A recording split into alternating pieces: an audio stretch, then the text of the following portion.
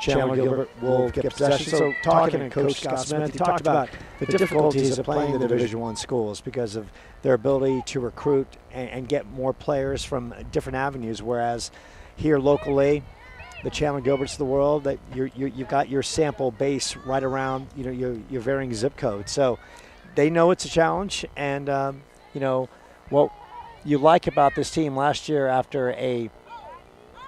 and Aaron, right off the bat, she gets the long shot from the left side, and she brings it in. So that's a good sign for Chandler Gilbert. But last year, when they lost to Phoenix College, the team, they learned from it, and they got better as the second half progressed, and they played Phoenix College again in that Region 1 semifinals, and they lost 1-0. So once again, that was an early season learning curve for the team, and now here they are with a chance against Yavapai, a team that is making some noise against quality opponents, and looking to come here and get a victory. And talking to Coach Deweese, doesn't know much about Chandler Gilbert. She can only assess what they see on film. And Bryce, when you're a coach and all you can kind of do is see what you have on tape, that's all you can essentially do for your team. Yeah, no, and you alluded earlier to, how young this Chandler Gilbert team is as well, with only 2 sophomores on the roster from top to bottom, right? So when you're growing a program out like they are up in Prescott here with Yavapai, they find the building blocks of the identity of what they're looking to do as a program. I think, Coach Smith has done that here with Chandler Gilbert, and now it's just a progression of, like you mentioned, what are the pieces of what we're trying to do as a unit, what are going well, what are things we can continue to build on. And again, we saw flashes in that game last week on Tuesday where the girls did things that you wanted them to, right? Both tactically, both technically. And from there, it's building and it's growing the program the direction that you want. And, you mentioned recruiting and having to stay local. It's something that is a challenge for us here at Chandler Gilbert and the coaching staff, but one that we embrace, and it's something that they talk about with players where it's like, hey, you know what? Maybe other players and other programs are from other places of the country, and there's a little bit more of a recruiting network. But at the end of the day, you step across those lines, and it doesn't matter where you're from, you have an opportunity to compete. Absolutely, right? And when you step between the lines, it's really all about is that shot sails over the goal of the crossbar. It's essentially about competing when you step on the field. And for Chandler Gilbert, essentially such a young team. Only 2 sophomores back from last year. Taylor Brown, midfielder, and of course Aaron, who moves from center back in between the pipes. So this is a team that's learning trial and fire. But where they go as Allie Davis. And Allie Davis is Bryce, she's a tremendous story. Played her high school ball. She played for Scott Smith and the Arizona Arsenal. Blew out her ACL in her senior year, and here she is a year later and out here battling, and she's very skilled with can get a shot off on either side. And here's a young lady who's got fire, determination. Cheyenne Crapo is the same way, Jocelyn Hansbrough. So you've got some young kids on that forward line that they are determined, and they're coming with a purpose. And last week, a learning curve. They played a Phoenix College team that you got to understand when you play a squad like Phoenix College, their second unit's coming in, and a lot of those kids could be starting in D2 programs throughout. So, and I talked to Scott a little bit about that. He said, we're probably another recruiting class away from being at that level where we don't lose any kind of momentum when we go from the first unit to the second unit. Oh, absolutely. And that's where you talk about, as a program, the flashes of brilliance versus being able to sustain that for a 90-minute period, right? Anyone at this level can show you a little bit of something. It's about being able to sustain it for the entirety of the match and really allow yourself as a team and as a unit to stay in control of kind of your own destiny and your own tactical game plan, from opening whistle to the 90th minute. So Taylor Brown with the corner kick opportunity, and Chandler Gilbert. Coyotes cannot convert in front of the net, and Taylor's a great story. Played her high school ball at Basha. And Jessica Varney, as you can see, Jessica going up the field. Jessica will give 150% and then some, as now the back unit, the attacking back is, and we do have looks like an offside call against the Roughriders, and that gives the ball right back to Chandler. So here we are, roughly in the 9th minute of the first half, and Chandler Gilbert coming out holding its own and with a rookie goaltender in place. Yeah, I like what I've seen with them here so far. There are a couple opportunities where they've been able to get the ball in behind here along the right side, like you mentioned. But again, more importantly, nothing too panicky in the back, right? The ball has stayed in front of them, nothing getting in behind, nothing really over the top. The only threat, if you will, so far has been this last instance where the forward made a run good 2 or 3 paces early, and that's easily to let the flag go up and go back the other way. So I like the way that they've settled in so far. But again, talking about sustained pressure and being able to put together 90 minutes, the first 10 have looked great. What do the next 80 look like? Absolutely. It's a long game. For sure. And the interesting thing about soccer is that you can dominate a game for 88 or 89 minutes, but it all transpires. It's what's going to be remembered in those final minutes or so, or final seconds, that dictate the outcome, and that can leave you either feeling satisfied or feeling disheveled as you walk off the field. Oh, absolutely. And not sure how many corner kick opportunities they're going to see, but again, that's something, a set piece like that, right? It's an opportunity to capitalize and gain a little bit of momentum. Had a good ball whipped in on the last corner there, but weren't able to find the end of it. But those are games, or moments in a game rather, that can really change momentum and give you a foothold that you may not have. So again, would love to see this defended well here 10 minutes in. So the Roughriders attacking from the far right, shot across and header opportunity. Roughriders can convert as they are chasing it down that left side. And a name we should throw out as A.B. Manuel in a battle working that right side against Juanita Morales is Julie Reyes, the forward for the Roughriders. She's coming off 2 tremendous games. In the win over PV, she scored 3 goals, and then in the 6-0 win over Gateway, she scored a pair. So she's their leading scorer. Very, very smart with the ball, very tactical, and a player we should watch out for in the course of this match.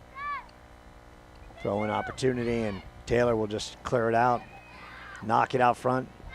Juanita try to clear it. Now it's the Roughriders, and they can't control it, so it's going to go back the other way. Now, you mentioned a player like that, again, a leading scorer for the other team going into a match like that.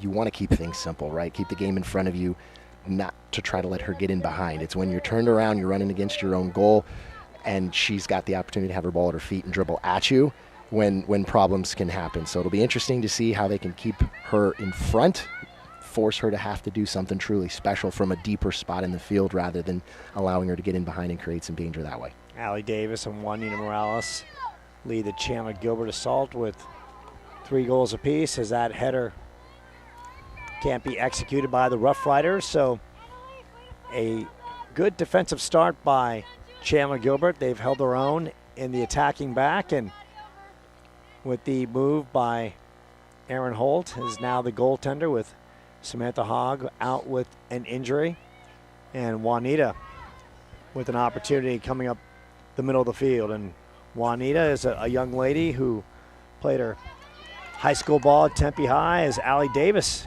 giving chase, and a little battle down that right side of the field against Marissa Pond. And Marissa, a local product as well, played her high school ball at Basha. So maybe Marissa, who plays for Yavapai, and Taylor Brown, maybe they have a connection from their days back at Basha. And Bryce, you've been there before, where you've played against former teammates. What's that like when you're on the field and you see a familiar face, one that you were once, paired up with, and now you're going up against? Wow, it's fun. It's fun because there's a level of, I've got you, you've got me, where it's, you've played together for so long, but you just flat out want to beat them, right? When you get into those 1v1 situations, those battles there where, the familiarity, the friendship may still be there off the pitch, but again, when you step onto it, there's nothing better than beating an enemy, but beating a friend's still pretty fun too, because then you can shake hands and have a laugh about it after the fact. Sure. So Taylor gets another corner kick opportunity as Chandler Gilbert's setting up and looking for a potential shot against L.J. Hempel. This one lifted and goes behind the net. So Roughriders will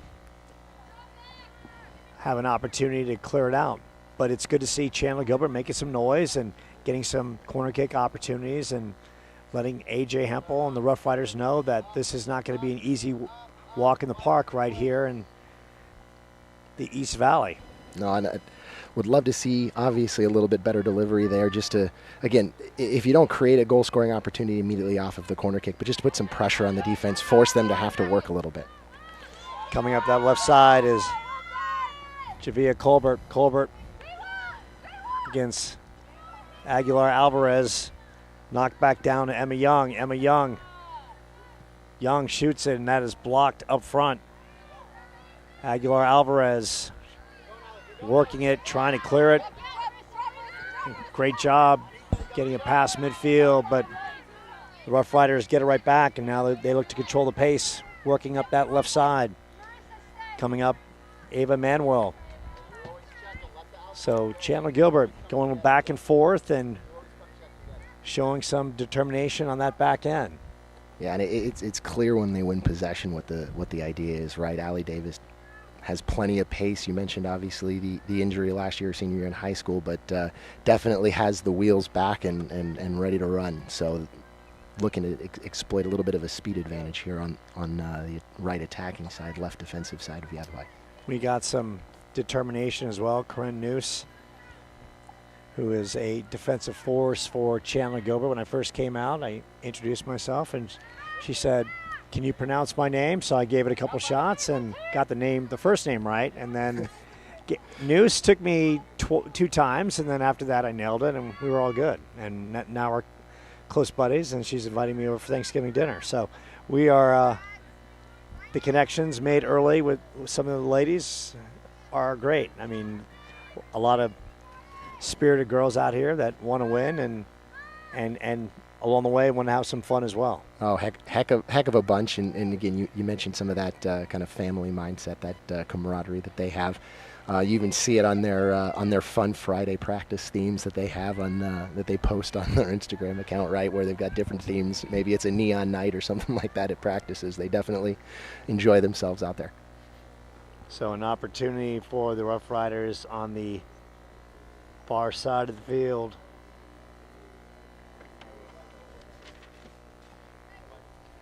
Defending right there, Chandler Gilbert. Cheyenne Crappa all the way from her forward position, and Cheyenne can play, you name it, she can play it on the field. Shot is up and right into Aaron Holt. So Aaron, once again, tested a couple times and coming up and getting the save. And that's once again, that's a good sign for Chandler Gilbert. Well, and something you love to see early, get your hands on a couple of balls on some saves that are, quite frankly, ones that we should make. That gives you the confidence and a little bit of that momentum to make that save maybe that's a little bit difficult later on in the match. So we'll see if some of that confidence maybe helpfully keeps her going as well. So Allie Davis crashes on the turf. We don't see a yellow card, but they are drawing the foul. And Taylor Brown will have an opportunity as Yavapai sets up their defense. And what are you seeing defensively from Yavapai as Taylor Brown gets a free kick opportunity? They've kept their line very high, right? So it could be susceptible, again, to some speed coming in behind, particularly on the left-hand side. They haven't really shown that they're too threatened by anything getting hit over the top. I'd imagine if one or two more times of it being successful and causing some pressure, maybe we'll see them back off a little bit. But ultimately, they've kept that line high, and they're trying to limit the space in the midfield. But again, opportunity to get in with balls in behind and some pace here if Chandler Gilbert can take advantage of it. So Chandler Gilbert opportunity goes by the wayside. LJ Hempel shoots it up the left side. Tracking it down is her teammate coming up the field, and trying to control it is Javier Colbert. Colbert shoots it to the far right. Now drops it back down with Morales giving chase. Allie Davis checking her defender on that right side. Good possession here, building out of the back, but a little too lackadaisical. Good pressure again from Chandler Gilbert. They've, 18 minutes into the match, the energy levels haven't died off, right? Which is something, we talked about early on. Can we get a good foothold early on, but then sustain that pressure again? 18 minutes in, so far, everything stayed well organized. They've kept the ball in front of them, and they've limited any opportunities to put a lot of pressure on. And they've kept the game in front of them, made it simple. And Bryce, Coach DeWeese talked about weather being a factor. Look, up in the high country, we know there's a temperature drop, so they come down here. Mother Nature not as kind. So for a team that plays in the higher altitude where things are a little cooler, and they come down here and they feel the body working a little bit harder, what kind of advantage does that give Chandler Gilbert?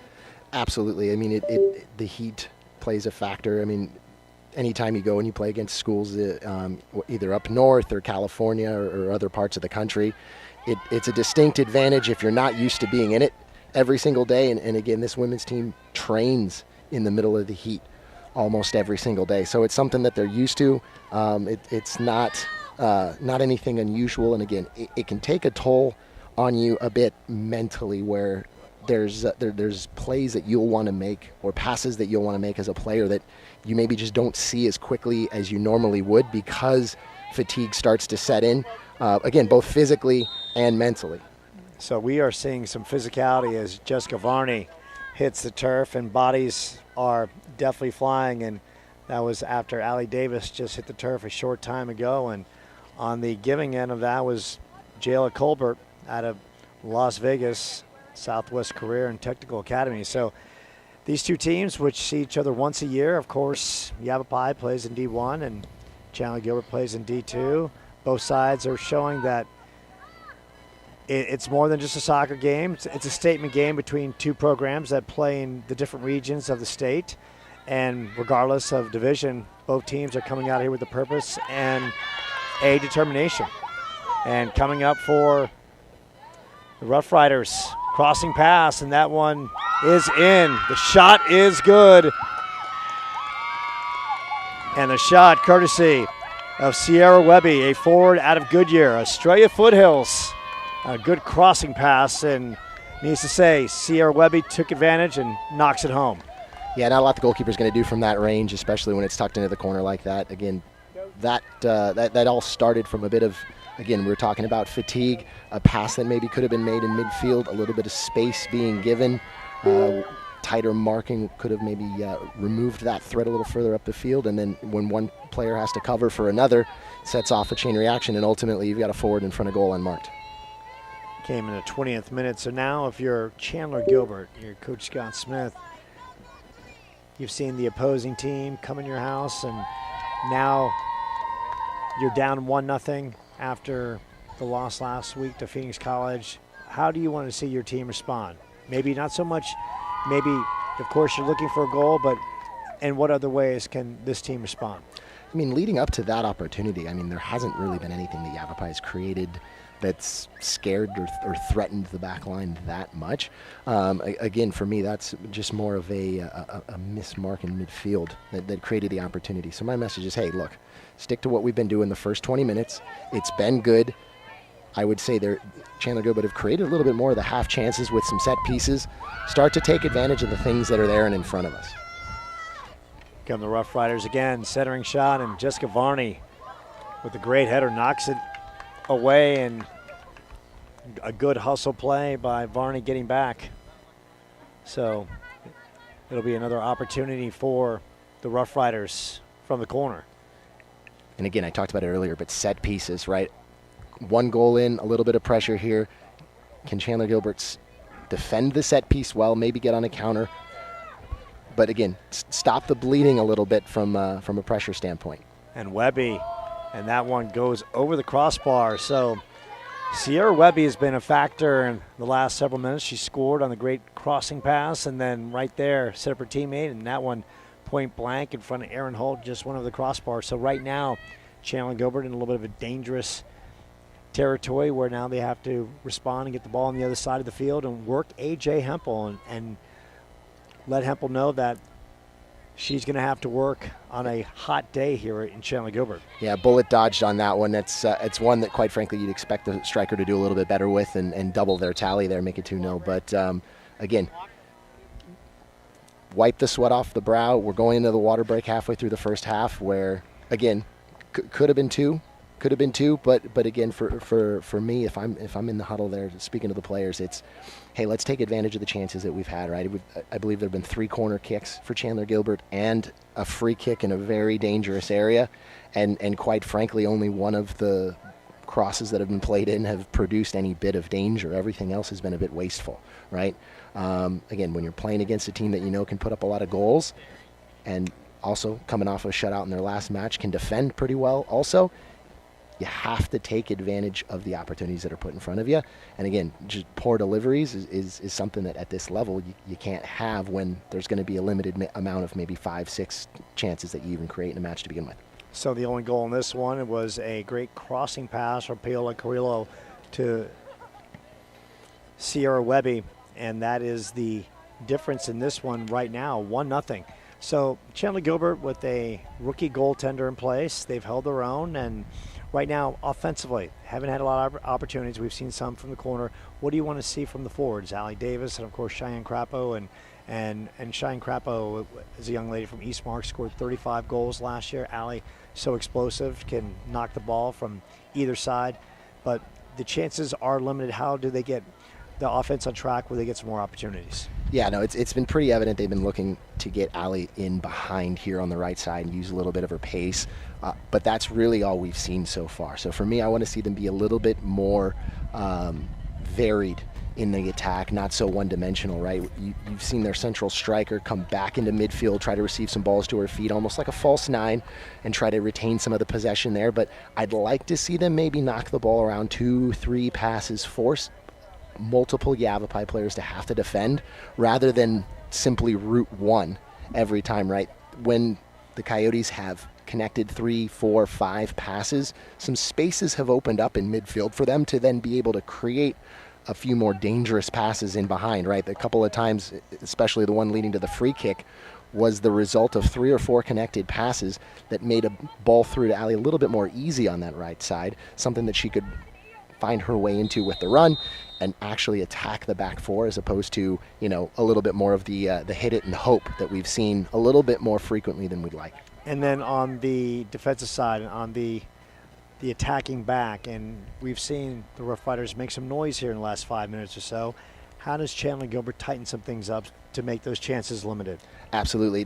For me, it comes from limiting space in the midfield areas, right? When Yavapai haven't had an opportunity to pick their head up and try to find passes through and in behind, they've been able to hit longer balls of 40 and 50 yards to create a little bit of danger. But when Chandler Gilbert and the Coyotes have stayed tight to their marks in midfield, they've done a good job of forcing passes into areas that you can defend.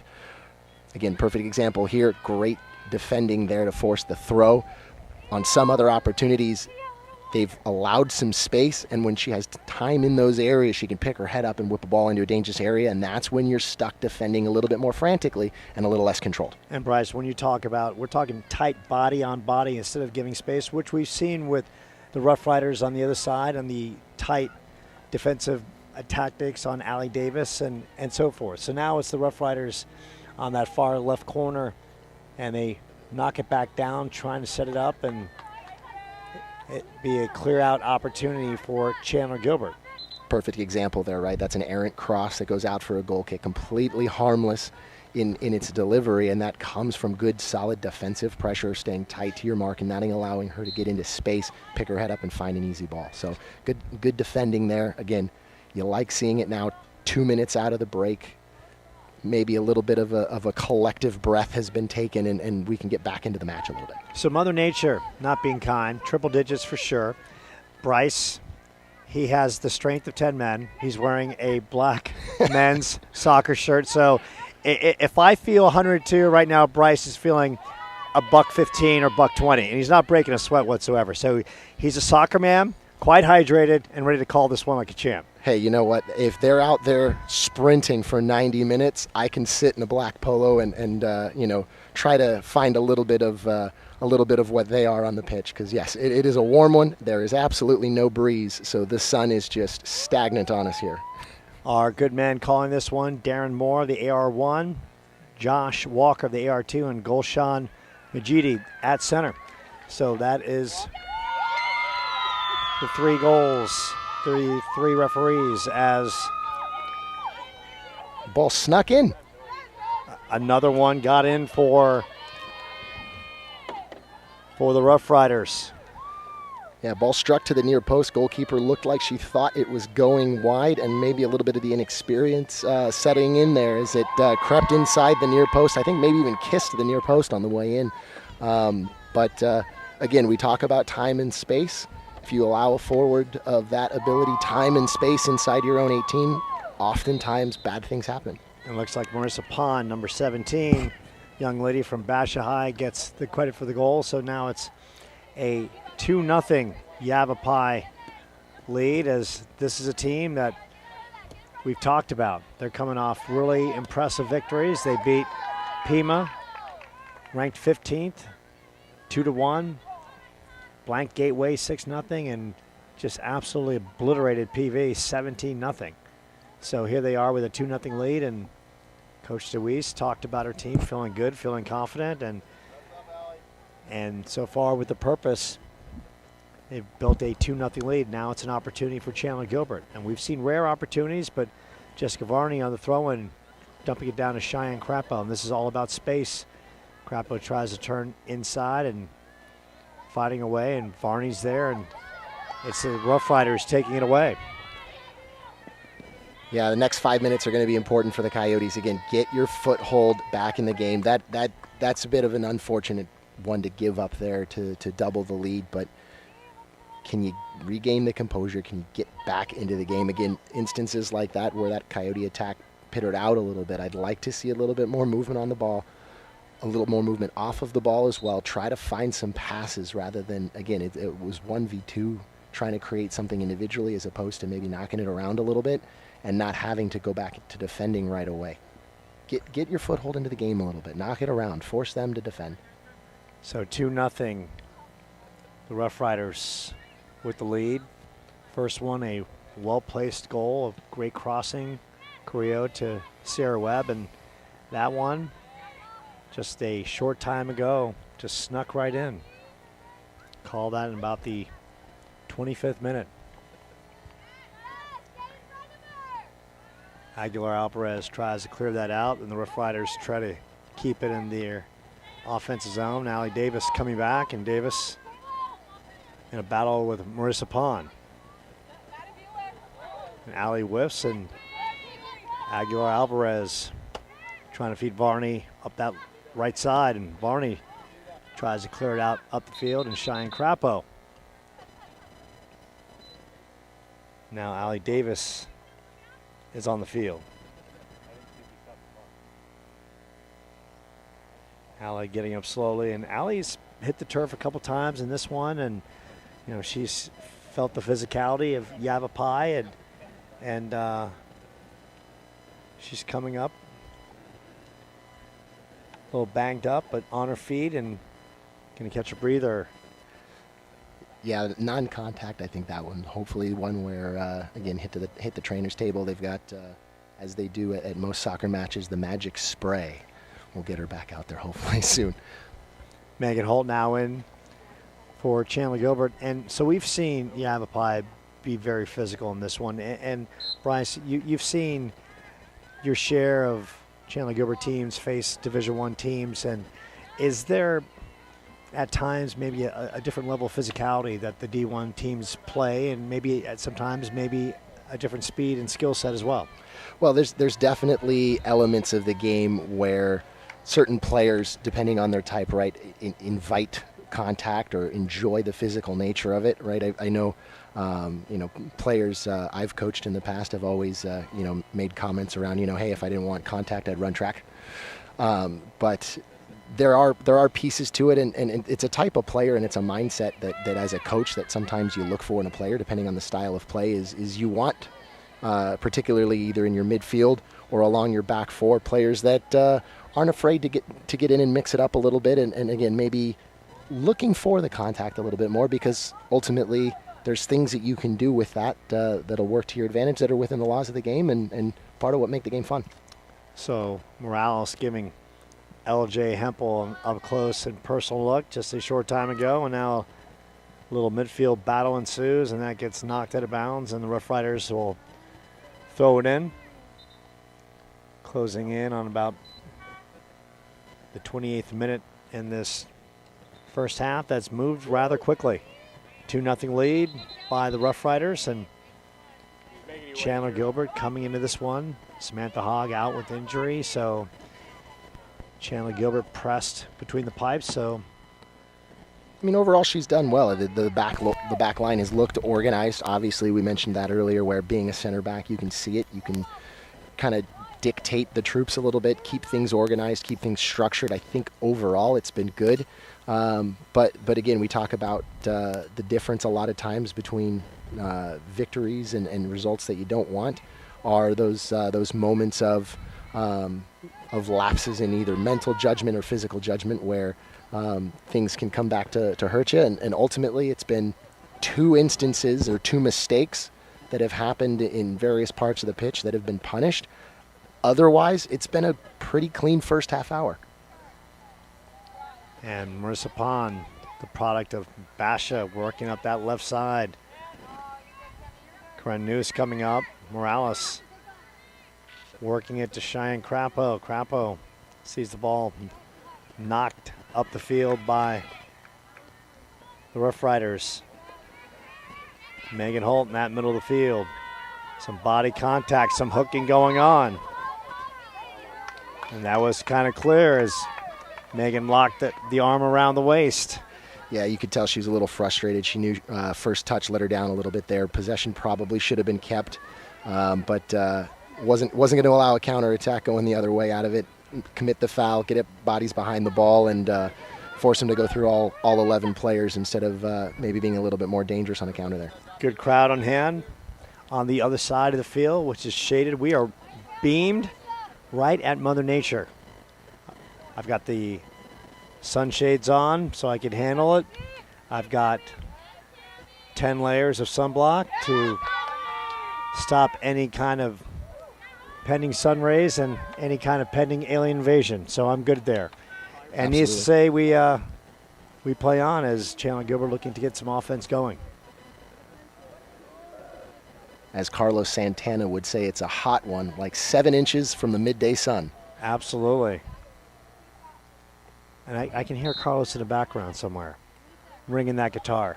Hey, I think we could go for a little guitar riff right now. Kind of get the attack into a nice little rhythm. Absolutely. Taylor Brown, middle of the field. She checks back in, knocks it down to Juanita Morales. Morales and Marissa Pond in a battle on that right side. Morales trying to turn that corner. Some good space there, beating Cheyenne Crapo. Crapo and into a couple defenders. Taylor Brown shoots it right at LJ Hempel, and Hempel with the easy pickup, and Cheyenne Crapo just a split second late.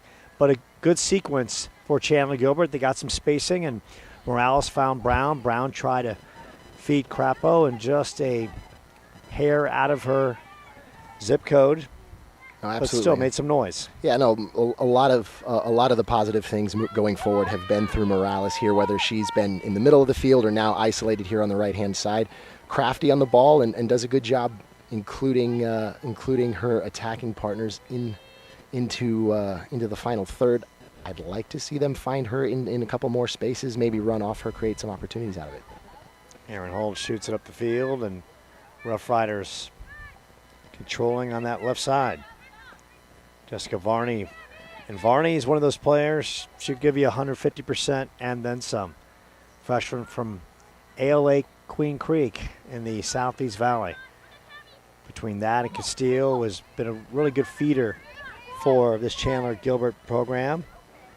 Cadence Turner from Castile, Tatum Lally, the goaltender, Faith Reyna from Castile, and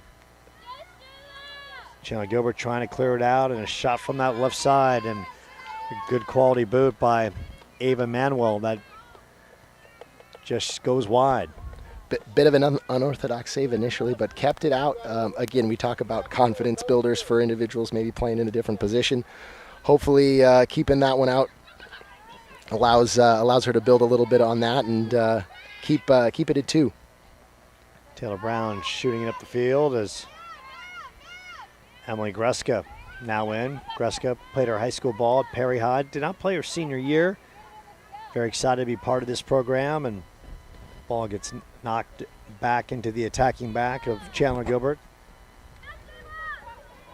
Good chase across and knocked out of bounds. So Yavapai, offensively, this is a team that's scored a lot of goals in the last 3 games. Call it 19, add the 6, carry the 1, 25 total. So what have you seen from them offensively? Yeah, no, again, they really look to isolate either their wingers in space wide or their midfielders through a couple of combination passes in the middle into space, like you see there, and in behind. Called offside. I think that, again, we're at a bit of an angle here. We're not along the back line. That might have been a fortuitous flag, we'll call it, but it's been one of 2 things. A couple of, again, combination passes through the middle like we saw there, trying to wiggle through tight spaces, or again, getting wingers isolated 1v1 against the outside backs. So Pielo Carrillo had the goal taken away on the offside call and keeps it at 2-0. We now enter the 36th minute of this first half, and Chandler Gilbert hanging around and trying to find itself offensively. Greska shoots it up, and the attacking back of Roughriders are there, trying to work it to their midfielders, and eventually it's Marissa Pond coming from the back end, and Pond has been a force in this one. She's done well defensively, and again, getting involved in the attack, getting forward. Again, those wide areas are going to continue to be crucial here, especially in the last 10 minutes as tired legs start to happen before halftime. Juanita Morales was trying to cross it up the field to Cheyenne Crapo. Knocked away by a defender for the Roughriders.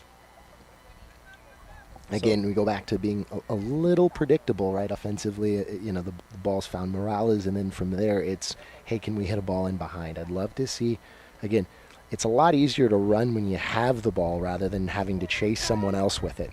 Like to see a little more movement, keep possession, then you don't have to defend like we are here. Sierra Webb, and how about the big save by Aaron Holt? Gets the big paw on it and knocks it away. Not a goalkeeper, could have fooled me. Absolute, the technique and everything, one big hand to it, a shuffle, and a dive. It was excellent stuff. And Scott Smith just said he gave her 3 minutes of goaltending training, and you got to wonder what would have happened if she would have gotten 4 minutes of goaltending training. Well, maybe Coach Smith, has a future as a professional goalkeeper training. Then, if only 3 minutes can produce a save like that, right? So Sierra Webby denied by Aaron Holt on the great save that keeps it at 2-0, and we are in the latter stages of this first half, and Chandler Gilbert hanging around as Corinne Noose taking a breather. Checking in is Gemma Larson from Red Mountain, another freshman on this team.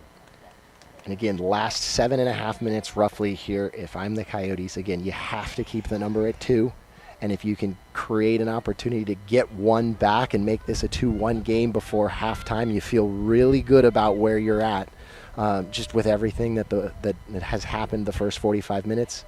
Haven't given up too many chances up until probably the last 5 minutes or so, and created a couple early on themselves. So I'd like to see, again, possess the ball, try to keep everything again in front of you and not having to chase.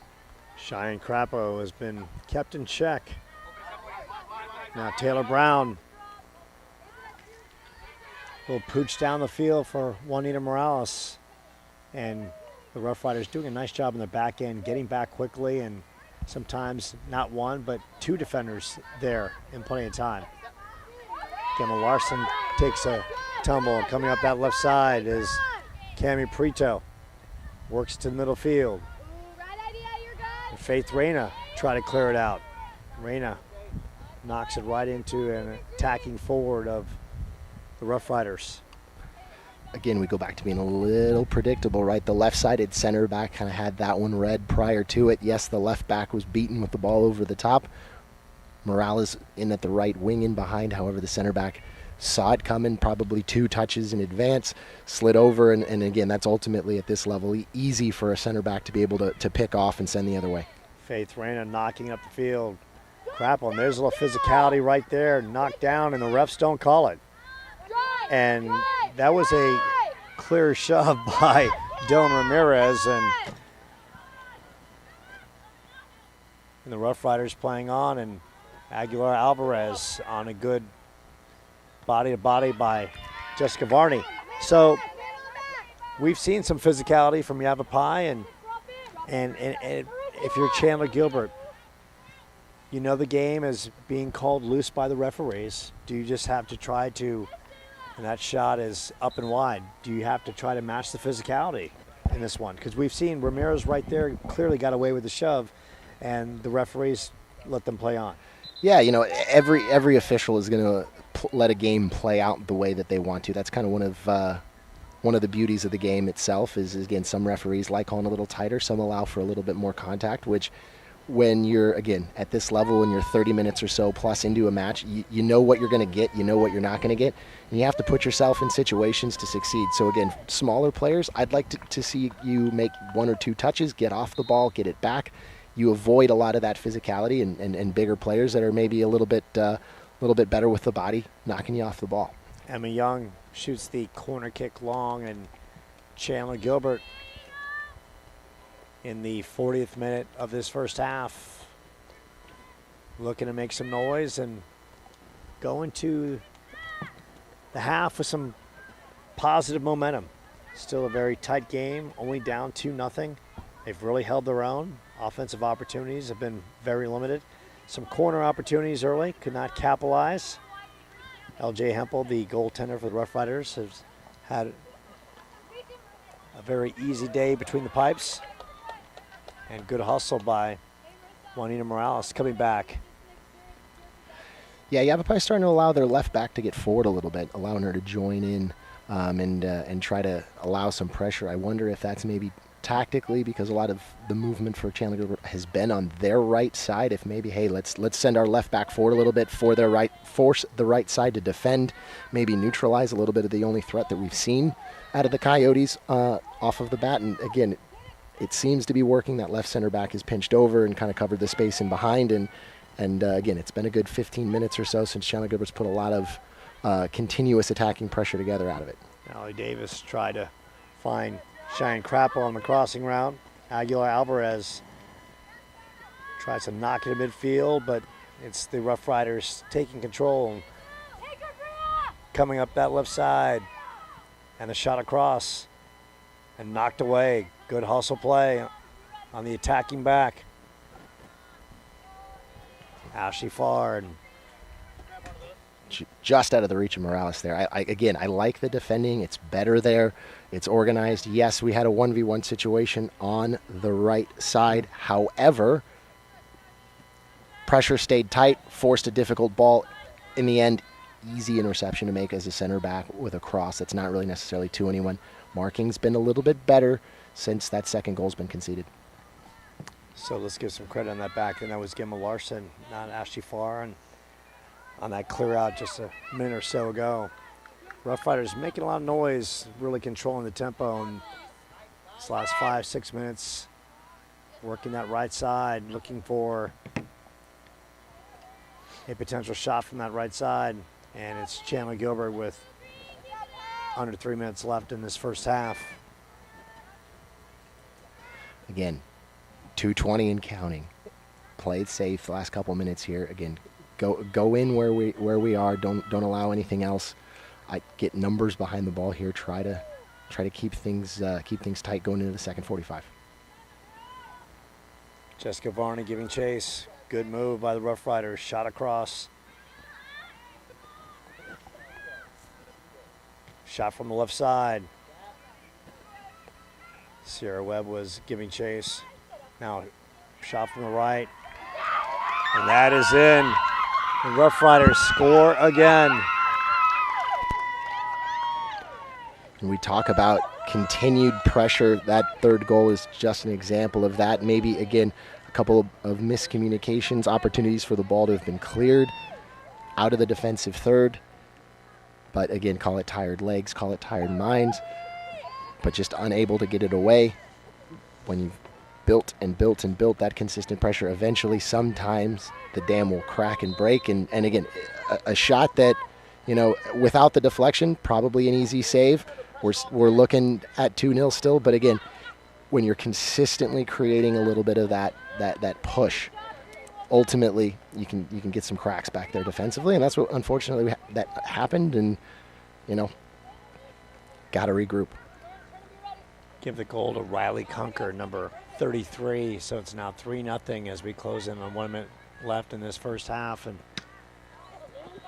Marissa Pond knocks it out of bounds for the Roughriders. So Chandler Gilbert, Jessica Varney at midfield will have a throw-in opportunity.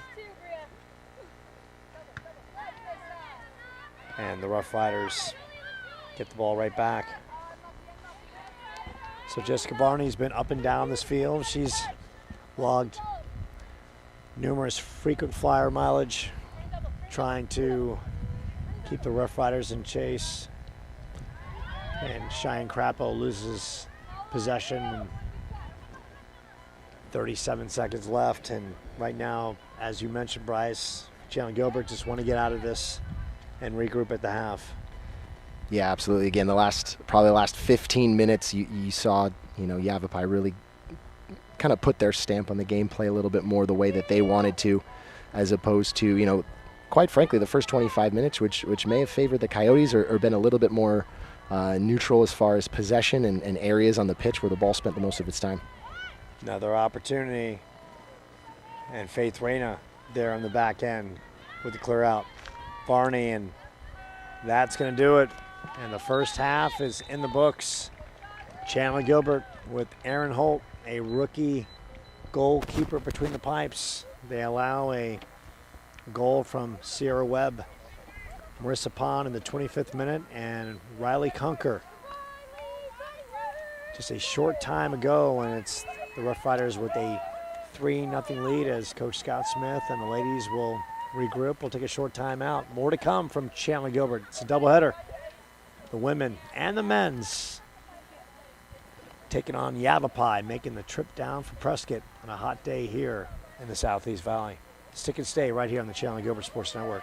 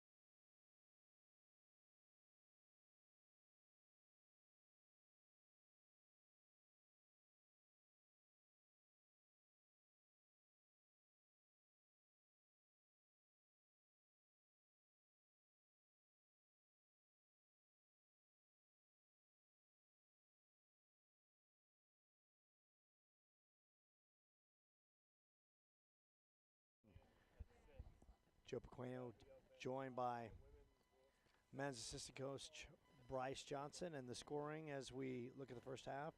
Pielo Carrillo on a good crossing route to Sierra Webb.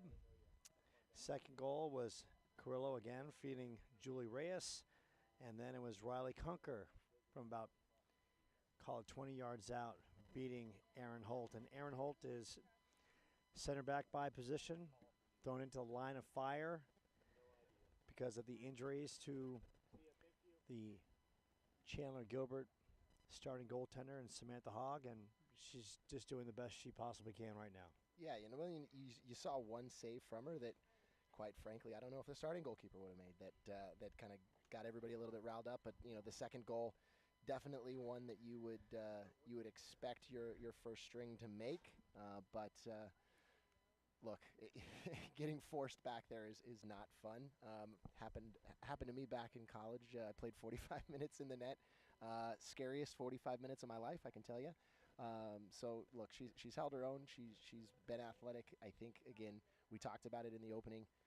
Her ability to kind of calm the defense down, organize them, I think has alleviated some problems before they've gotten to her. So overall, if you had to give her a score, 5 being average out of 10, I think she's been a good 6.5, 7 out of 10 back there. Yeah, there you go. And if you're Coach Scott Smith, he's had plenty of time to talk to his young ladies. What do you think the message was to his team?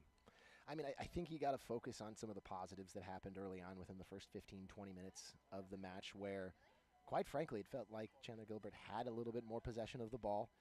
There were some good passes connected within the final third, and ultimately a few corner kicks that were, we'll say, a bit wasteful, right? The free kick in a dangerous area.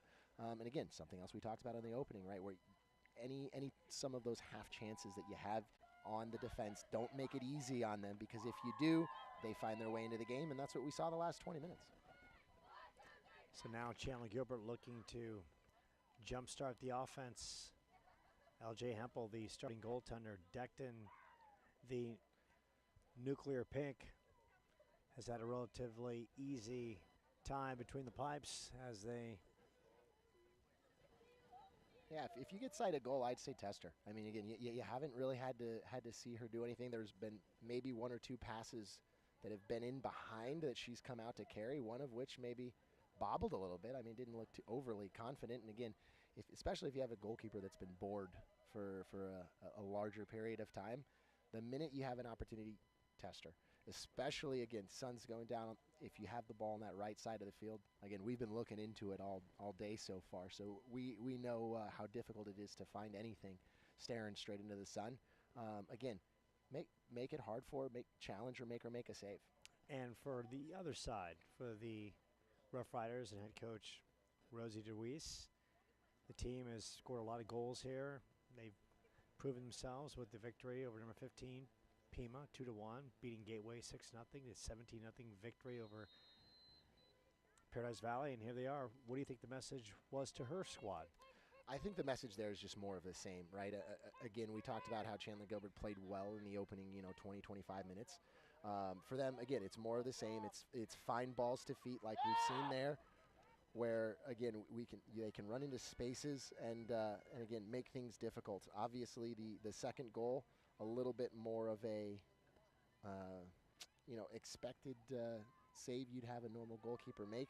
I think the second piece of, other than, keep the ball, do the same things, is when they find themselves in areas in the attacking third, go ahead and whip the ball into the box like we see here and force a goalkeeper that's maybe not a goalkeeper by trade to step out of their comfort zone a little bit more and try to make some saves that, again, wouldn't be as regular a routine as some of the others. So what I really liked in that short sequence defensively, Megan Holt really putting a body on Piola Carrillo, who had a lot of opportunities to roam free and set up her teammates, and maybe a little bit of a learning moment for Chandler Gilbert in that first half. Then you play a D1 team, they're bringing the physicality, and a team maybe a little bit more depth, that whoever steps in and has Faith Reyna in a good physical battle, and she's throwing some muscle around as well. And maybe a learning curve from Phoenix College in the first half, that there is a level of physicality that has to be displayed to be on par with the opposition. Yeah, and that's one thing you're going to get out of Faith is she won't back down from anybody. She's a tough customer, and she's not afraid, we'll say, to get into one or two here when it comes to making a tackle. Yeah, she's a feisty one from Castile High School, the freshman, a fireball of energy and throwing opportunity for the Roughriders. Second half just underway. So glad you could join us here on the Chandler Gilbert Sports Network. Bryce Johnson, the assistant coach on the men's side. Joe Pequeno here. Paul Hutchison on the live stream, and Aaron Holt. Good shot from distance there. Again, we talk about time and space, right? That's ultimately a center back having enough time and space to move forward, get into the attacking third, and have a go. Literally a mere 6 inches over the crossbar, and thankfully so. That way, early on here in the second half, no damage done. Another interesting thing to note, Allie Davis here moved over onto here to the left side in front of us. So as far as our viewing this evening, it's going to be the Allie Davis show. We get to see her front and center in the first half, and then now here again in the second so far. And Allie is really battled, and that shot goes wide. Allie has battled. She's hit the turf a couple times, and she left the field briefly in that first half, but she's a tough kid. Her brother also had an ACL injury. Her father helped with her recovery, and here she is. Again, we talk about looking to spring her in behind. It looks like, again, part of this this shift to the left-hand side has been to free her up, keep her higher up the field, rather than having to defend, as Yavapai's left back again looked to get into the attack on that last possession.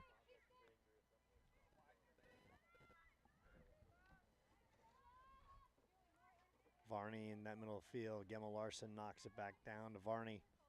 Varney's been a little bit everywhere in this match.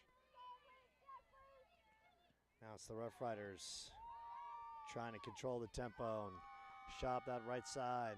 Julie Reyes, team's leading scorer, as we talked about in the opening minutes, has a goal in this one.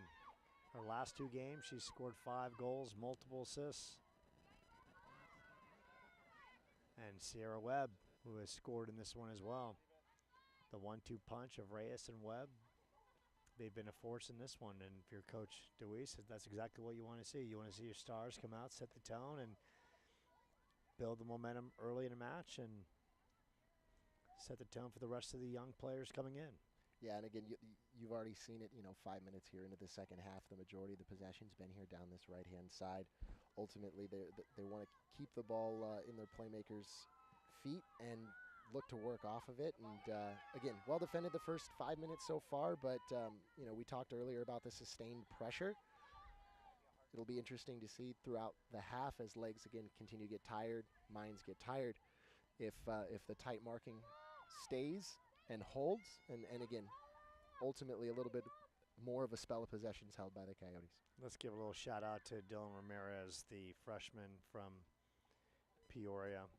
Liberty High School out there, the defender for the Roughriders, and she's a physical force, not afraid to bring the physicality as we've seen from the Roughriders. And the whistle is blown, and Chandler Gilbert will take possession. Well, they are the Roughriders, so ultimately, at the end of the day, they do have to live up to that name. Playing up to the moniker, making sure that their green matches the color of the turf, and making sure they put some players on the turf as well. They just want the Chandler Gilbert white jerseys to match theirs by the end of the 90 minutes. So kind of a rough stretch for Chandler Gilbert, coming off a learning curve against Phoenix College, 6-0 loss, and just a wave of onslaught of skill players for Phoenix College. They are the #1 team in the country, as are the men's squad, and now this Yavapai team coming in. And Coach DeWeese in her 3rd year is feeling really good about what she's building, and she's showing it, her depth. And we kind of talked about that, Bryce, a little bit, that the depth she has, when you have that kind of depth, how much of a factor does that play when you go from your first to your second and you don't lose any momentum? Well, yeah, obviously it's huge, because when you see as a coach, right? Anyone that we have deployed on the sideline for us to start the match, right? We call game changers, where if the level of play in a certain area that we see has started to drop, you want to be able to insert someone that's going to rise the level of play up to where it should be and change the game for the better. The other thing that it does is obviously to have less of a gap from from one of those players on the sideline stepping into the pitch is the continued competition internally that it's going to create, right? Again, when you have players that, hey, I maybe only have 5 minutes, I maybe only have 10 minutes, but if I make it one heck of a 5 minutes and one heck of a 10 minutes, maybe I give my coach some confidence to leave me out there and be able to stay and earn more playing time. And again, that's huge for then your starters because they have two choices. They either get passed up or they get better themselves. Working that right side, Julie Reyes. Reyes knocked across to Sierra Webb and bodies Tangle. And the referee blows the whistle.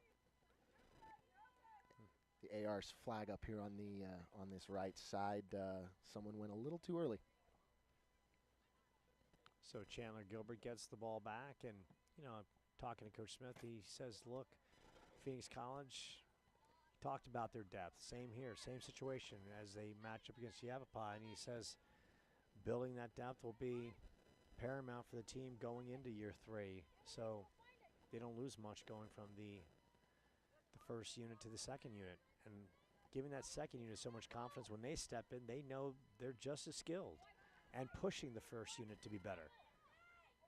No, absolutely.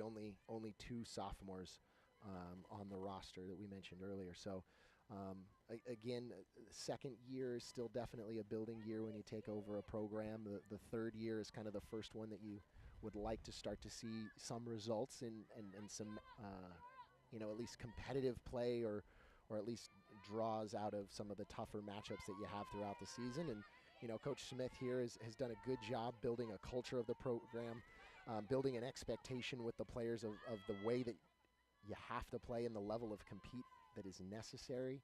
Here again, playing against D1 programs and ultimately top-level D2 programs as well. So, again, overall, it's been a good building block early this season. And, again, hopefully the momentum continues as we see a good save there.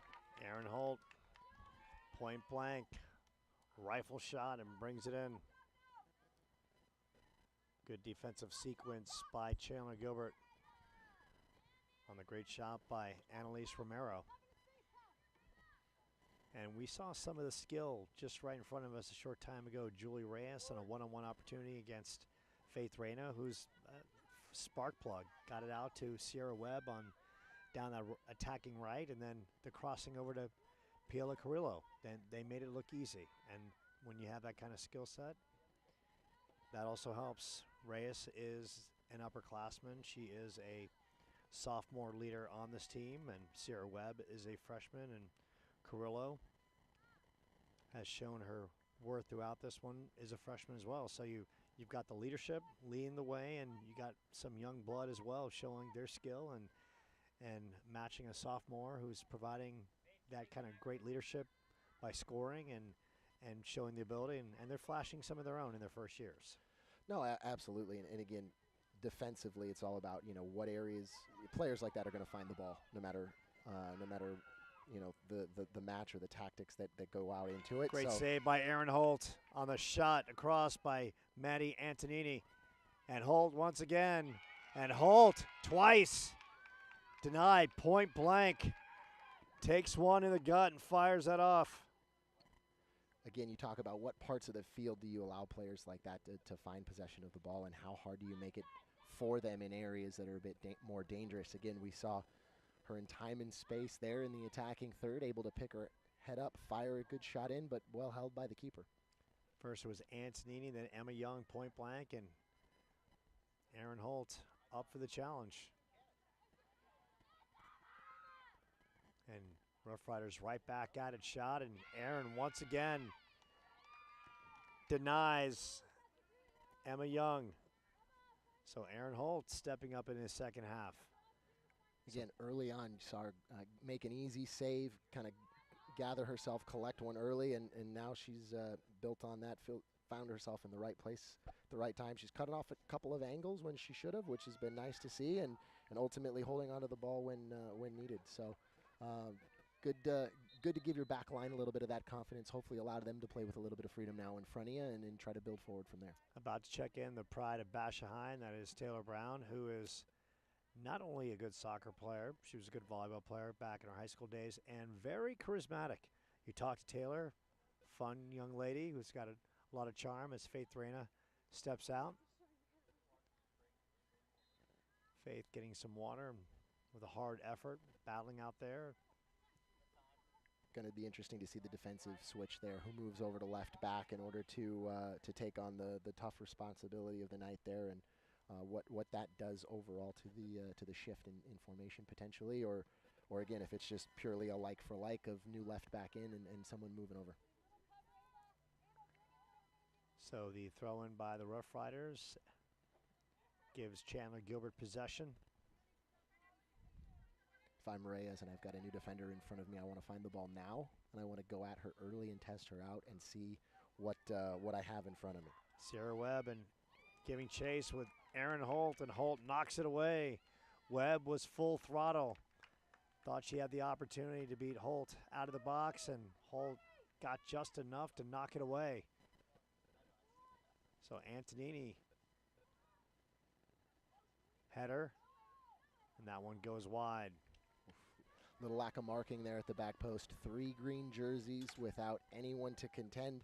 Again, when you talk about playing at a high level for a full 90 minutes, those are moments where, again, let's say this is a 1-0 match, right? This is a 1-1 match, and you have 3 players there on the back stick, wide open, calm header, that gets put away. Those are the things that can ultimately deflate you a little bit defensively. And again, if you're building momentum, you're having possession for spells of times, and then a goal like that were to go in, those are the moments that really end up testing you in a full 90-minute match. And definitely probably a good learning moment when Scott and his team, they look at the film and realize that there was a mistake in execution on the defensive end, and knowing they have to clean that up for the greater good moving forward.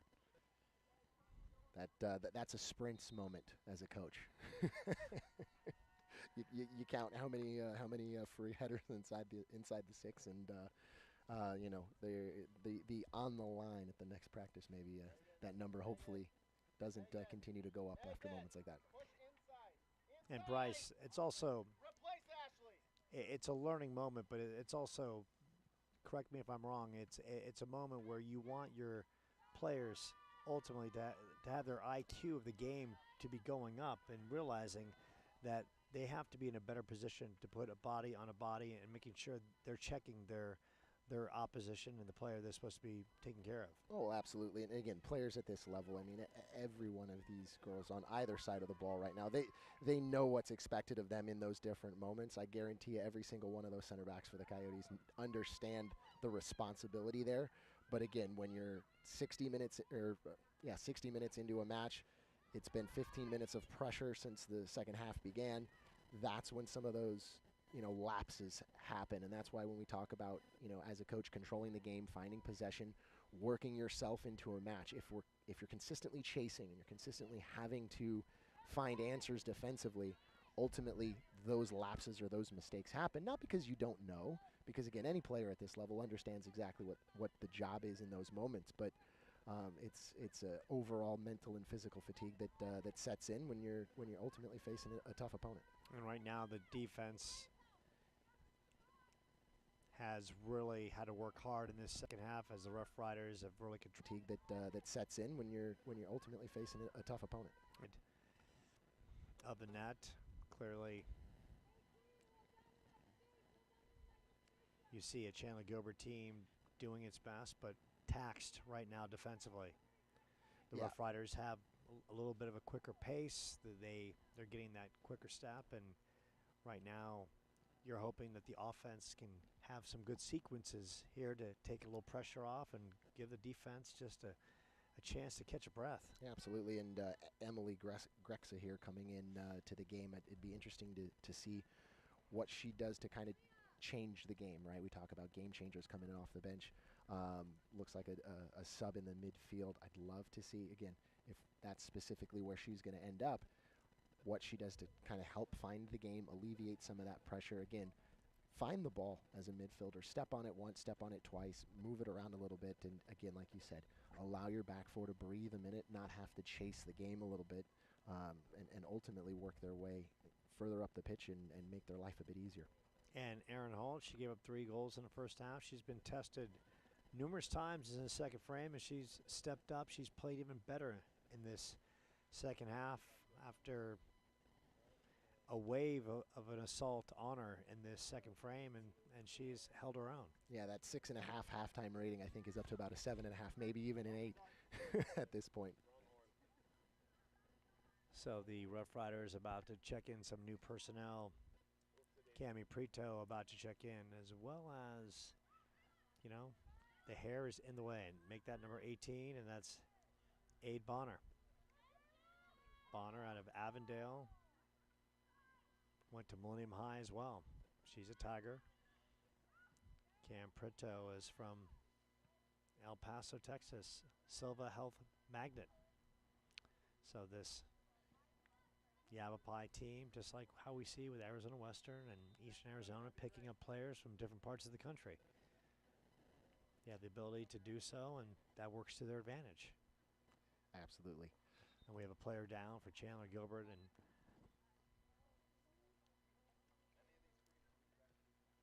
want to say right now that looks like Jessica Varney is down, the defender for Chandler Gilbert, as the trainer comes out, and now make that is Cheyenne Crapo. And please understand that our vantage point, we are literally on the other side of the field, so I've got binoculars trying to figure out who is on the turf right now, but that is Cheyenne, and the trainers are looking at her. She is no longer laying flat on the ground. You could feel the collective groan from the coaching staff. Injuries have definitely, as you mentioned earlier on here in the broadcast, have been something that the Coyotes unfortunately have had to deal with in plenty so far this season. And again, great kid, great player, someone that's very important for this team. But again, the injury bug as a whole just... again, you could feel the coaching staff kind of looking at each other, and the thought process was, okay, come on, not another one. And when you see Cheyenne right now, and this is a very touching moment of how close this team is, Erin Holt is out of the box checking on her teammate at midfield, and that says wonders about how close this team is and how much they care about each other. And it's so good to see Cheyenne Crapo walking this one off. Maybe just took a little bit of a head knock, right? And a physical game, and that's going to happen.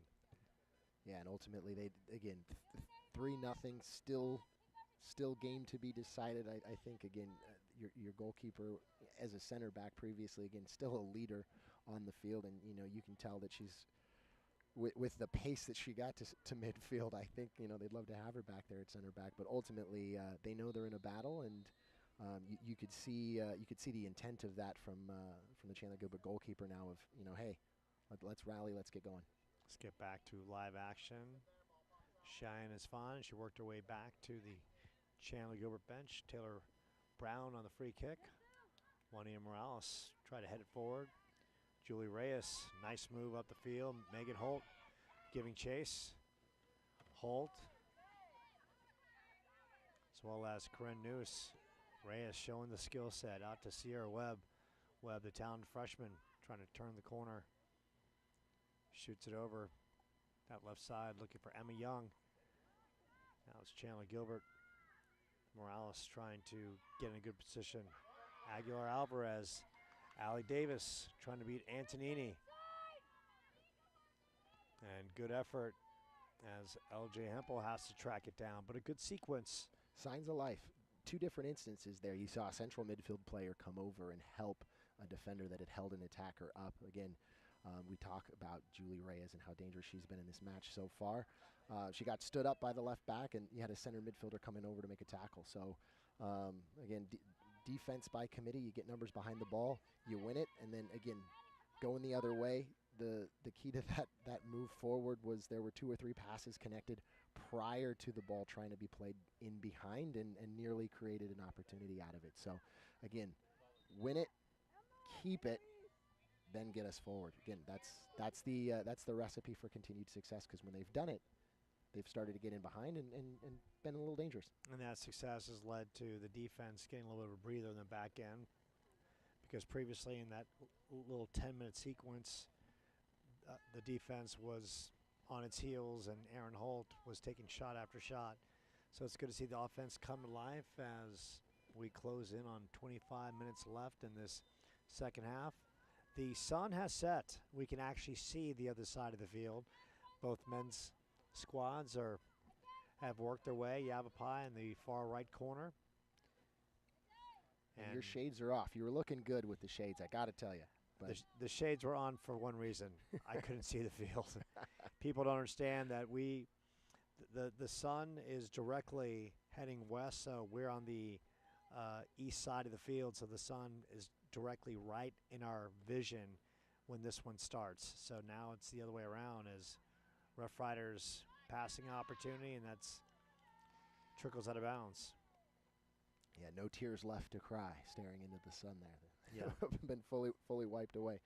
Would love to see your big center backs and big central midfield player here get ahead on this ball. Again, we talked about it on the last corner, a couple of players unmarked on the back post. Would love to see a little bit of ownership of, hey, this one's mine, this one's yours. Can we organize? Can we defend? Get ahead on the ball as it's whipped in. So Taylor Brown will clear it out.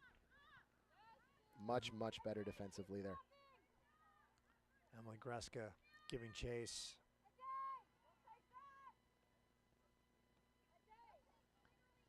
Coach DeWeese talking to her players from the sideline. Obviously liking what she's seeing from her team with the 3-0 lead, and would love to see more, because face it, Bryce, your game like this, you always want to see your offense score. You always don't want to be satisfied and don't want to be complacent, because you're not just building on what you've done in this first half, but you're building on strategy and some things that you're potentially trying to show on film for later in the season as well. Yeah, exactly. And again, ultimately, you mentioned building on it, right? Again, going up 3-0 in half, I think the biggest thing that you talk about as a coaching staff is the habits that you retain, whether it's from match to match or even from half to half, right? And there have been a lot of good moments for Yavapai within the first 10, 15 minutes or so of this half where, again, quite frankly, could have been maybe a fourth if a bit more clinical. And you want to see the right patterns of play and the right things exist as a coaching staff that ultimately create you more scoring chances that you have to finish off. But again, I'd be very happy if I'm DeWeese with what I've seen the first or the next 20 minutes of this half. But to your point, continued pressure, continued possession, continued opportunities to put it in. So Golsham Majidi calls the call against Chandler Gilbert as a Rough Rider hit the turf, and now it's Ramirez from Liberty High School in the West Valley. Gives a big boot, giving chase. Aaron Holt is right there to track it down. I'd be a little disappointed if I was her. That was a phenomenal delivery. Nobody getting on the end of it. Again, whipped in front of the goalkeeper. That's a striker's dream right there. A nice driven ball through the 18-yard box. And I don't know, maybe tired legs out there for the Rough Riders at the moment. But if I'm the one playing that crossing, I'd be reminding my teammates of their opportunities there to succeed. Hempel comes out of the box and shoots it forward. So getting back to that play on the Ramirez free kick down the field, you were expecting someone coming in from that left side to put a good shot right at Aaron Holt. Absolutely. As a goalkeeper, when it's whipped in with pace in front of you there, you can't really come out too greedily because you know the strikers are there. All it's going to take there is a touch from any one of your strikers and the ball's in the back of the net. Faith Reyna about to check in, as well as Riley Kunkel, who scored a goal. Faith from Castile High and Riley from Shadow Ridge out in Surprise. A lot of West Valley presence tonight here on the Yavapai Roughrider squad. Absolutely. Liberty, we've seen Shadow Ridge taking their players also from Millennium High School. And that's a credit to Coach DeWeese, knowing the talent pool in the Valley and maximizing the roster and making the most of her trips down and her calls to get some players to go up to the high country to play some soccer. Talked about the heat earlier, maybe an opportunity to get out of it.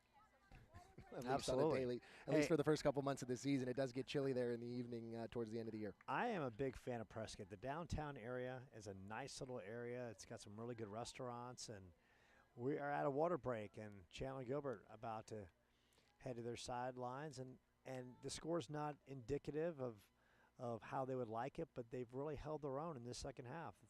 And the defense has been under a barrage of shots. Aaron Holt has been under a barrage of point-blank looks. She's held her own. And here they are, this team continuing to learn against a team that plays in Division I that's coming off 3 resounding victories over Pima, 2-1, a gateway victory, 6-0, and then a lopsided affair against 17-0 against Paradise Valley. And so Scott's team with only 2 sophomores continuing to learn. Yeah, no, if I'm Coach Smith here, again, my message is, hey, look, let's take it chunk at a time. The last 22 minutes of the game, it's 0-0, right? 3-0. Is there enough time? Absolutely. Anything can happen within 22 minutes. But my message is, okay, hey, first 45 is 3. The last 22, 0-0. We're dead even. Continue that momentum. Again, possess the ball in certain areas so that we can get in behind and try to create some opportunities, and maybe forget the first 70 minutes. There's 20:15 left on the clock. What's the score line these last 20, right? What's the result that we're going to be able to take out of this match moving forward in the final 20? And ultimately, in the back of your mind as a coach, you're thinking, okay, hey, if we can get one in the first 5 minutes of since the restart, and it's only 2 by 15, one more, and then, hey, we can throw the kitchen sink, right? But ultimately, I want my players to walk out of this water break with the message of, hey, look, we've played a phenomenal last 25 minutes of this game. We've held it 0-0. Can we create a positive result in the final 20 where, hey, you know what, let's get one. Let's make it 1-0 in the final 20 and have something to build on, right? But going into our next match and the rest of the season, where ultimately there finally are some more winnable games on the schedule. And Chandler Gilbert's back on the field. They head to Scottsdale Community College for a 5:30 affair on Saturday. Then they're back home against Pima on the 30th at 5 p.m. And Bryce, soon enough, you have to go to work here. You'll be on the sideline for the men's game against Yavapai. While we got some time as ladies get back at it, give us kind of some flavor of what we can expect for tonight's matchup. Oh yeah, absolutely. We talked about Phoenix College and the match that the ladies played last week. The men's team ultimately lightninged out at halftime, down 4-1. We're able to get one back with 6 seconds left in the first half. A lot of good things that we saw out of our boys from that match. So for us, I think the biggest thing is can we string a full 90 minutes together? We've had again, Phoenix College, number 1 team in the country, were able to get a goal against the number 1 team in the country. Pima down in Tucson, number 5 team in the country, able to put 2 past them. The mantra or the big moment for the evening, or the motto for the evening for us is can we play a full 90, right? Because again, there are plenty of players throughout the roster that can do special things, as we see Reyes right on cue with a special thing, getting past 3 defenders and sliding it into the corner. Julie Reyes, once again, she came in with the hot hand. 3 goals in the last time out against Paradise Valley, 2 goals in the victory over Gateway, and she's got a pair this evening, and that makes it a 4-0 Yavapai lead. And Julie Reyes, we talked about her with that sophomore leadership and skill set, and needs to say, as good as advertised, showing a little bit of everything and then some. Oh, absolutely. And again, when a player like that gets the ball with pace moving towards your back 4, ultimately with that much skill in their tool bag, they can do almost whatever they would like, forcing you defensively to really have to send more than one body at her, and they didn't come quick enough, and it was ultimately a rather cool but easy finish into the corner after a couple of Coyote defenders were weaved through 1 and 2. Aguilar Alvarez as Juanita Morales also trying to make something happen in the attacking front. Now it's Corinne Noose to Taylor Brown. Brown in a midfield battle and works it back down. I like the spell of possession here. 3, 4 two-touch passes put together. Again, looking long, and that's where the effort has come up a little short this evening. And the Roughriders have done a really nice job defensively. They've always had, there's never been too many one-on-one opportunities. There's always been a second or even a third defender back, getting back, and they do a good job of reading the ball and knowing their responsibilities. Absolutely. And one of the things you talk about in midfield is winning the second ball, and a lot of the passes that have been played long from the Coyotes over the top, trying to get in behind, when it's been a one-touch win from the back four, primarily the center backs, their midfield have been the ones that have found possession, calmed the game back down, taken control over it a little bit, rather than allowing more Coyote pressure by not winning that second ball. So again, that's something that again, you got to tip the cap to the Roughriders for doing well. And as we were talking about, the men's game here coming up shortly after, that's another big area that you'll see the game either won or lost from either side is going to be the midfield. The midfield. And along the way, how much confidence, even though it was Mother Nature played a factor in the game, was ultimately called because of lightning, but how much confidence did the team take away from making it interesting, getting the goal late in the first half and being down 4-1 and having some momentum going into that second frame against the top-ranked team in the country? Well, I can tell you during the lightning delay, you wouldn't have known what the scoreline was given the energy in the locker room. There were a lot of players that were disappointed that the game didn't get resumed. They were chomping at the bit. There was a lot of energy, a lot of drive, a lot of hunger to get out there and still get after it and compete, which ultimately as a coaching staff, you love to see that out of your kids, right? But yeah, no, absolutely something to take out of because, midway through that half, there was a tactical change, formation shifted, and we saw a little bit more of the ball, and we got ourselves into a little bit more dangerous areas moving forward, and that ultimately led to Abraham netting that nice little curler there with 6 seconds left. It was a phenomenal finish from the kid. You love to see it, but that's something that we take away is, okay, we made a change. We were able to, work out some things defensively and ultimately find the ball in spaces, again, through the midfield. It was a bit of a midfield overload that we went to in that situation. And again, the confidence of, hey, look, for the last, 10, 15 minutes of that half against Phoenix College, we did our jobs, we did our assignment, and for the last 15 minutes, it was 1-0 Coyotes. And so you can take that and kind of build on it, like we've talked about, right? Building blocks is a program that's, in our third year with Coach Kempf at the helm, where, we had 9 players eligible to start the season, just back in 2021. So ultimately come a long way with this group of boys. And, we talk about those building blocks. Those are one of those things where, hey, I do my job. I do my job in a system for my teammates. Good things can happen. Also a learning curve for a lot of these young players on the men's squad because they've played on the club circuit. They've been stars of their club teams, and now they're playing against, D1 schools like Arizona Western and Eastern Arizona. You're playing the top-ranked Phoenix College. There's a lot of great talent that, look, you come up here, you've got to be fearless, and you got to want the ball, and you got to put your big boy pants on and get things done. Absolutely. The first game against Glendale at halftime, the message to the boys, as we found ourselves down in that one, was just I kind of looked at them and smiled and said, "All right, boys, welcome to college soccer. Yeah. Welcome to it." And there were moments of players maybe not expecting as much contact or not anticipating a defender to get to him as quickly as they did, having maybe a little bit more time, a little bit more space. So it's it's like you said, it is a learning curve. It's growing moments, but again, they're getting better every day. And as you see, another phenomenal save there from the goalkeeper. These ladies are learning and growing and getting better as the game wears on here. Yeah, Aaron Holt on the big save on the pooch kick from Sarah Webb from the right side.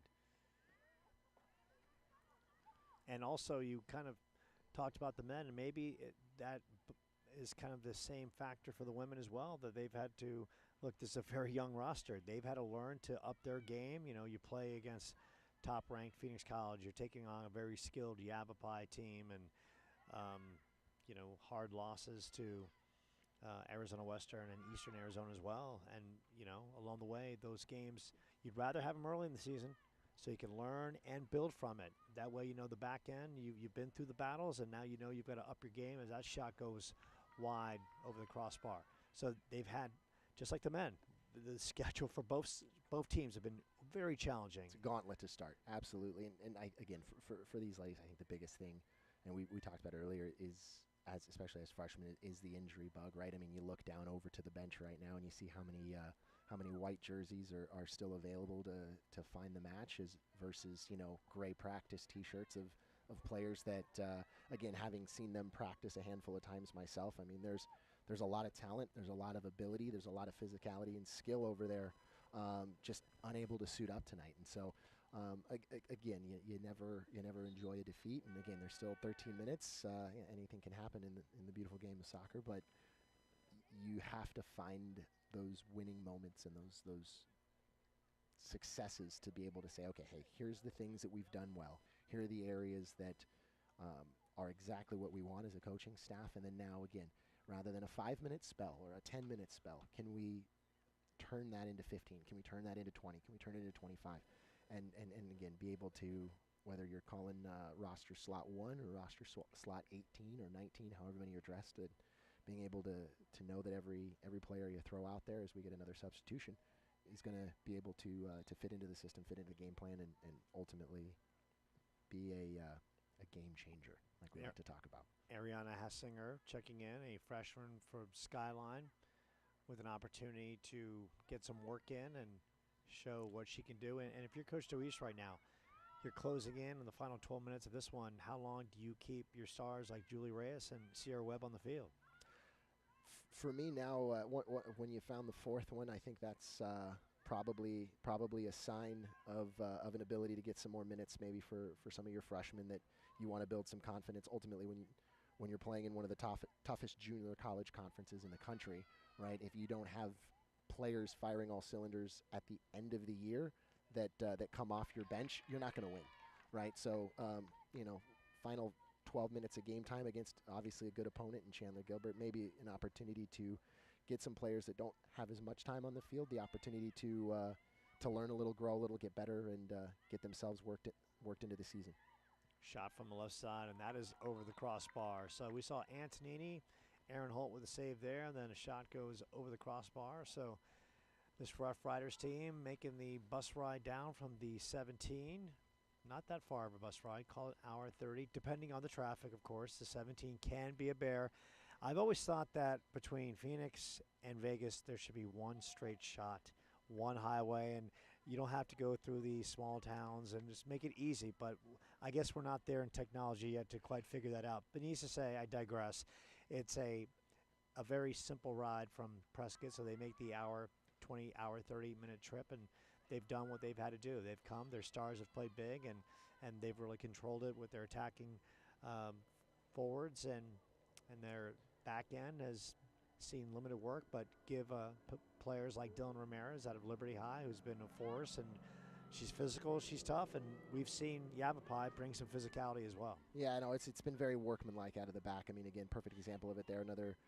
Another attempt at Chandler Gilbert to go long, try to play over the top. Another center back, head up, read the play early, got over. Striker maybe on, maybe in behind, but again, a center back coming in to clean up the mess. Simple one-touch clearance, no nonsense. Again, we talked early on about, no major mistakes or anything early on. Keep things simple until you work your way into the game. Again, that's what we saw from the Roughriders tonight, is quite frankly, again, the first 15 minutes, I would say, favored the Coyotes, but the defending was great, and they've worked their way into the game and ultimately have controlled probably the last 45 of it. So we got some major substitutions coming in for the Roughriders. Number 11, Bria Coleman, as well as number 22, Michaela Campbell. Number 5, Megan Townsend, and number 6, Ellie Silva. All about to get some work in. And right on cue, we talked about the opportunity to bring in some of your other game changers onto the field, and here they are.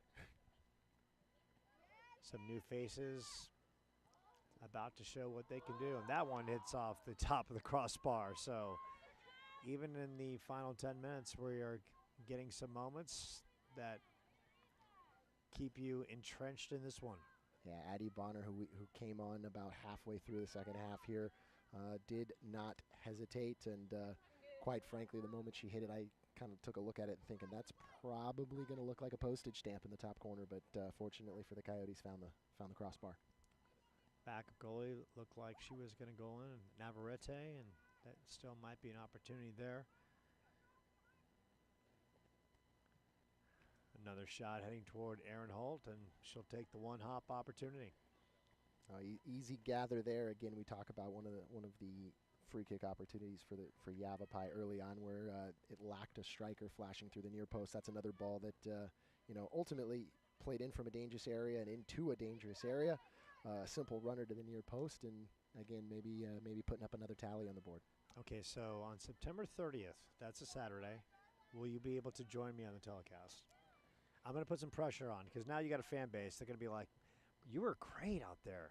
You controlled it. You were fantastic, and you brought the soccer knowledge, and you added a added dimension to the broadcast. I'm here for it. Absolutely. I've already received a few text messages from family in Tucson and a couple other parts of the country that tuned into the broadcast tonight just to give me a hard time later. So I definitely will be back. And that's the beautiful thing about the Chandler Gilbert Sports Network, because during baseball season, Amir McGee, the outfielder for Chandler Gilbert, he has family in Philadelphia, and they would watch the live stream. We had people in Canada, different parts of the universe dialing in, so it's good to know you got family and friends all over the continental USA, or maybe even across the border somewhere. They're dialing in and tuning in for the fun. Absolutely. I'm going to have to ping my alumni network. The college I went to, Webster University, back in St. Louis, had an international presence and used to broadcast Webster basketball games, and we would get picked up in about 13, 14 different countries. So, wow, that's fantastic. A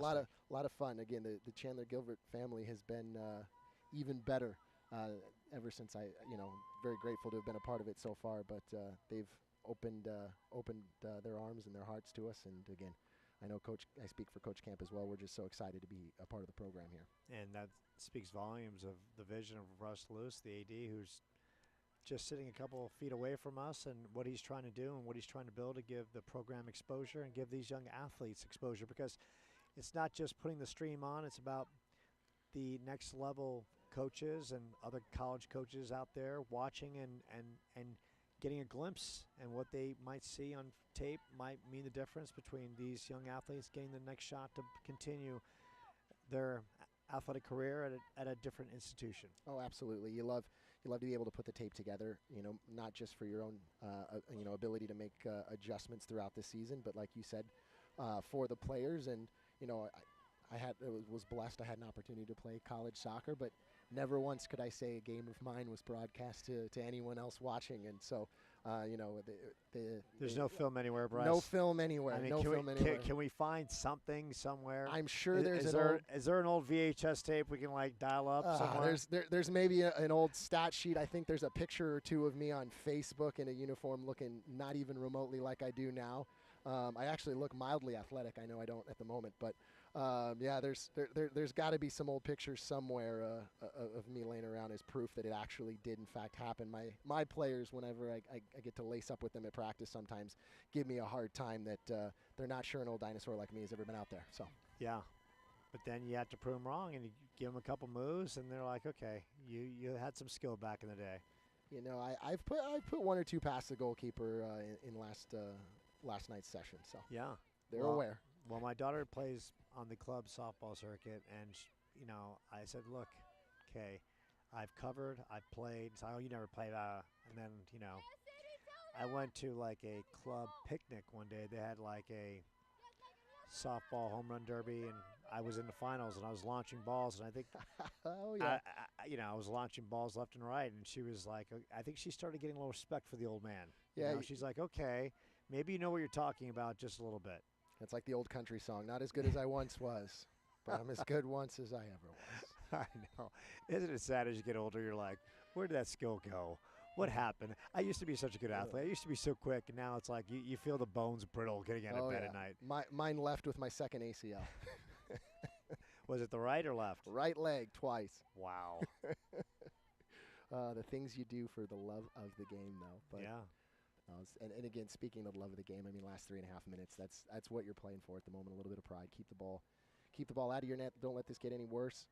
Make a great save that's going to fortunately get called back there. But God, that's a tough move to make as a goalkeeper. They're running right into oncoming traffic with 3 minutes left.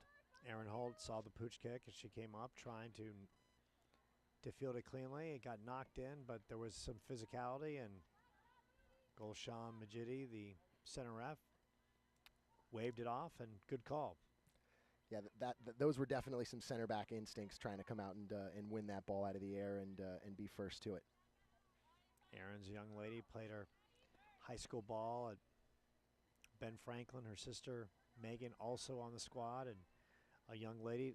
Like I said, this is a young team. Only her and Taylor Brown returned from last year's team, so some learning curves with a very daunting schedule early on, and they're going to have their opportunities in the second half of the year. And for Scott and this team, it's about building toward the playoffs and having the opportunity to take all these hard moments. And look, it doesn't matter who you're playing. No one likes to lose. Losing is not a good feeling, but all you can do is learn from it and learn in these challenging moments of the degree of difficulty of facing at the time maybe more skilled players, but maybe the next time around when you face that kind of level of skill, you're ready for it, you know what to expect, and also to be a little bit more accountable on your end because you know the level of competition is that much better, and individually and collectively you have to be that much better. Absolutely. I mean, the grit and the fight's been there from the opening whistle, and again, even now with the scoreline, what it is, it's easy, right, for sometimes for athletes to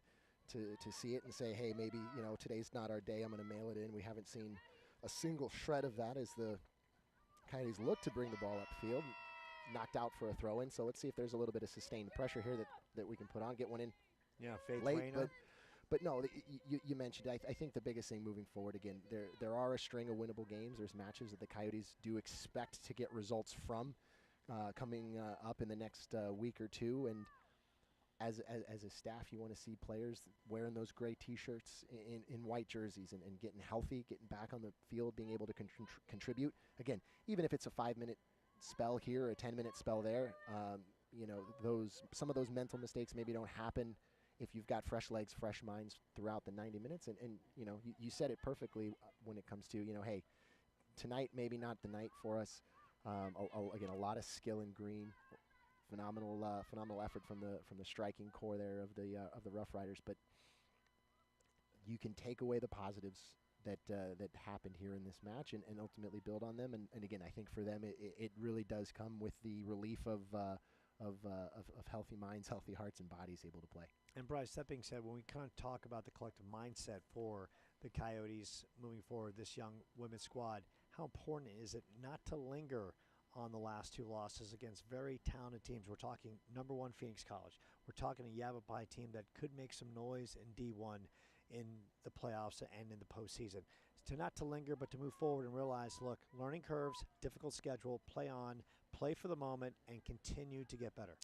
Yeah, I don't love looking at rankings before the fact, but as a coach, sometimes it's okay to look at them after the fact and let your team know exactly what it is that they went out and fought against and the type of caliber that they battled with for large portions of this match, because ultimately, again, you have to find those positive bits and those wins in order to latch onto, in order to grow off of, right? And if you allow yourself to just either move on too quickly, or dwell on certain things negatively be.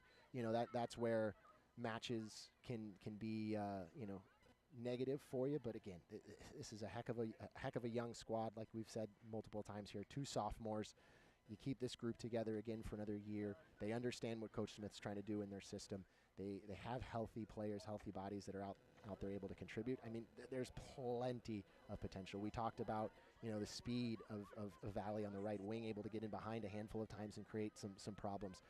When the Coyotes were able to link in 4 or 5 passes together at a time, they looked like they had an opportunity to be dangerous. And again, I think fitness and health maybe brings in a little bit more of that as we see them hopefully progress positively through the season. So as we see both sides exchange some handshakes and this one with good sportsmanship, we kind of recap this one. Sierra Webb got things going in the 20th minute on a great crossing pattern by Paula Carrillo.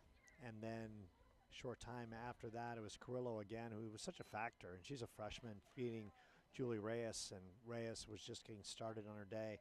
Third goal in the first half came from Riley Kunker from about 20 to 30 yards out. Then it was Reyes one more time to cap off the scoring, 4-0. And Erin Holt, she got the Purple Heart Award today. She's Absolutely. not a goalie by trade. She battled between the pipes, did a nice job, and her team will learn from this as the squad collectively loses its second in a row. And make no mistake, we're not talking about easy ones on the schedule. One was to top-ranked Phoenix College 6-0.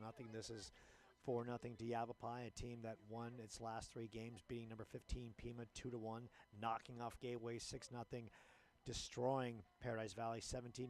So the ladies played hard.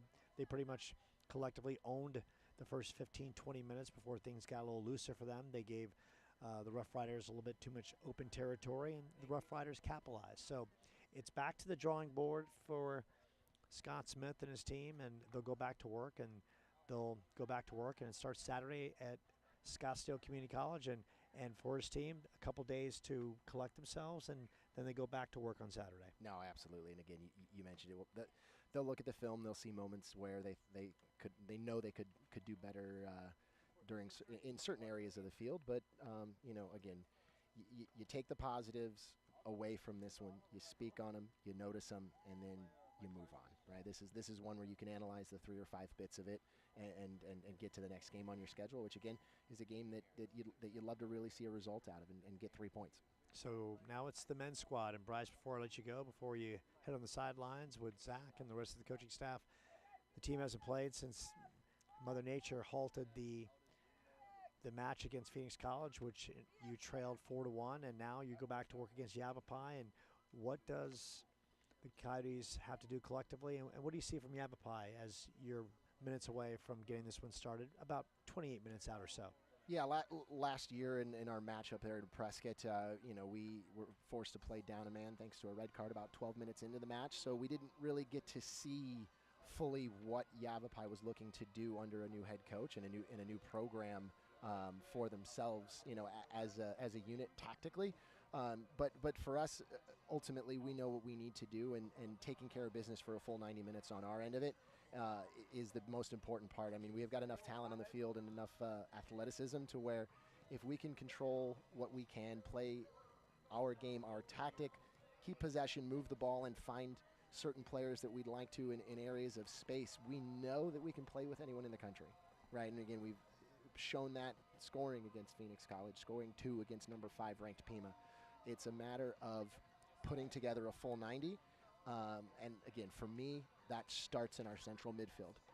They're the heart of your team. Again, ultimately, if you control the midfield in the men's game at this level, you have a better chance of getting a result and getting a win that ultimately you're looking for and you want and you deserve if you can keep that central area locked tight. Okay, and that is Bryce Johnson. And needs to say, Bryce, we appreciate you with a great call in the women's game. Look forward to seeing you when we host Pima on the 30th. And now you have to go to work. And in the meantime, I just want to let you know that as Bon Jovi sings right now, you don't give love a bad name. Well, I appreciate that. It's hard not to love the Coyotes and everything about this program. So, like I said, happy to be here. I speak for the entire men's coaching staff when I say that we just absolutely love the support and all of the effort and the messages that we receive from all the fans out there, the parents, family. God, we love what we do, and we're happy to do it for these kids. There you go. That is Bryce Johnson, who now will turn his attention to the men's squad as they take on Yavapai, and that's coming up at about 27 minutes.